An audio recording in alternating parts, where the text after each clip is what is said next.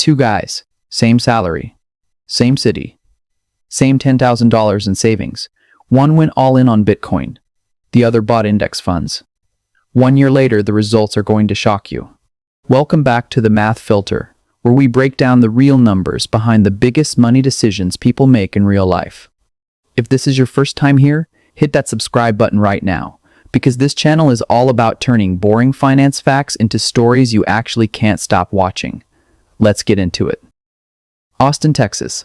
Two guys, Leo and Max, both 27 years old, grew up 2 streets apart, went to the same high school, work at the same tech company downtown, same exact salary, $65,000 a year.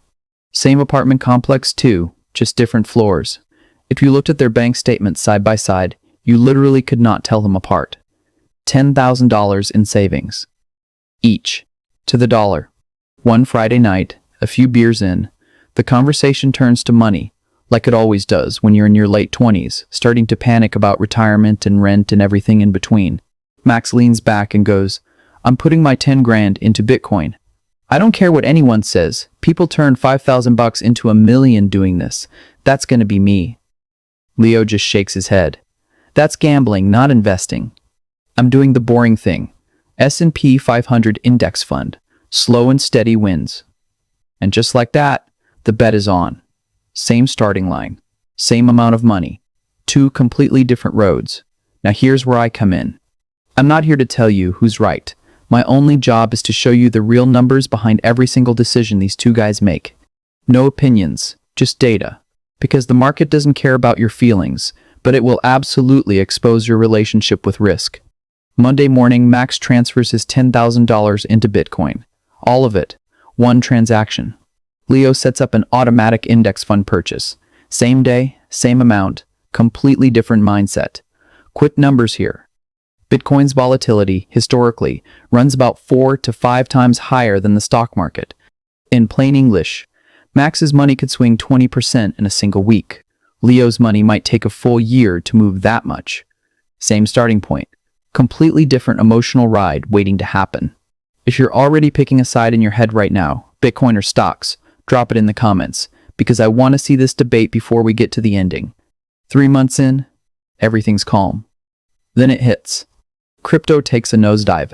Bad regulatory news. Panic selling everywhere. Max checks his phone at 2 in the morning and his stomach drops. $10,000 is now $6,500. 35% gone in 3 months. Leo's portfolio barely moved. $10,300. Small, boring, unremarkable. Max can't sleep. He's refreshing the app every 20 minutes, Googling, "Should I sell my Bitcoin now?" But here's the number that actually matters in this exact moment.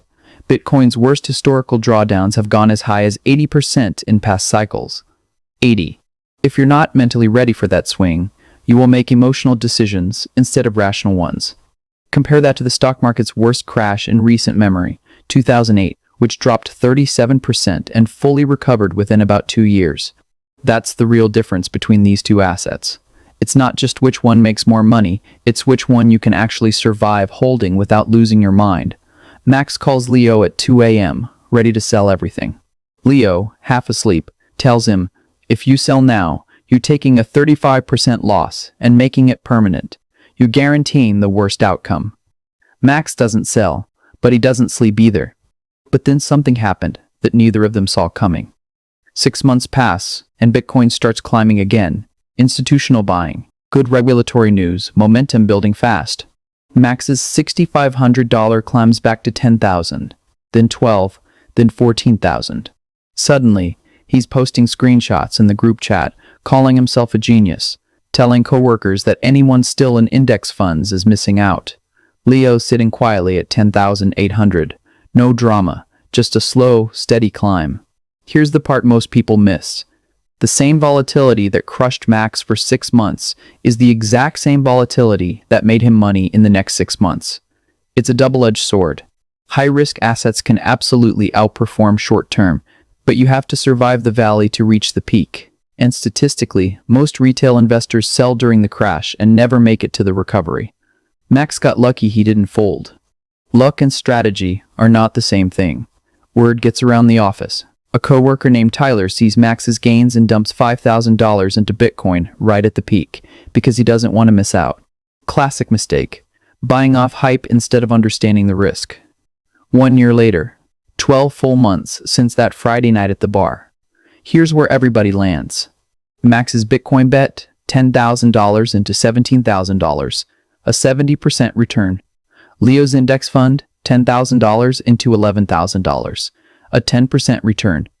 If you just look at the final number, Max wins. Obviously, right? But here's the math filter version of this story, the part nobody puts in the headline. Over those 12 months, Max hit 3 separate moments where his portfolio dropped over 30%. He lost sleep, almost sold at the worst possible time twice, and his anxiety spilled into his work and his relationships. Leo experienced 0 sleepless nights, 0 panic, 0 spiral, because the volatility simply wasn't there to think about. So here's the real question. It's not just which investment made more money. It's what did that extra return actually cost? Because for Max, the cost wasn't just financial risk. It was months of stress and a mental health toll that never shows up on a brokerage statement. There's a concept in finance called risk-adjusted return.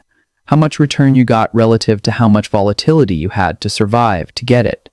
Run that math, and the story flips. Max's raw numbers look better, but his risk-adjusted numbers tell a completely different story. And here's a twist most people never even consider. What if, instead of picking one or the other, they'd split the money? 70% stocks, 20% Bitcoin, 10% cash. That mixed portfolio, same 12 months, same market conditions, lands around $13,000 with way less stress than Max's full Bitcoin bet and way more growth than Leo's full stock market bet. That's not luck. That's diversification doing exactly what it's built to do. At the end of the year, sitting at the same bar where this whole thing started, Max and Leo raised their glasses. Max has more money. Leo slept better every single night. And neither one can honestly say the other made the wrong choice, because there is no universal right answer here. There's only the right answer for your risk tolerance, your timeline, and how much financial stress you can actually live with. Now here's the thing. Bitcoin and stocks was just round 1. Because right after that bar night, a third friend walks in and says, "You two are missing the safest asset on the planet." And that's when gold enters the story. Next episode, we're running this exact same experiment. Same $10,000, same 2 guys. But this time, it's Bitcoin versus gold, and the results are going to surprise you even more than this one did. If you want to see how that plays out, make sure you're subscribed to the Math Filter so you don't miss it. Drop a comment telling me who you think wins between Bitcoin and gold before that episode drops. And if you learned something today, hit that like button. It genuinely helps this channel grow. Until next time, know your numbers, know your risk, and don't let anyone else's highlight reel make your financial decisions for you.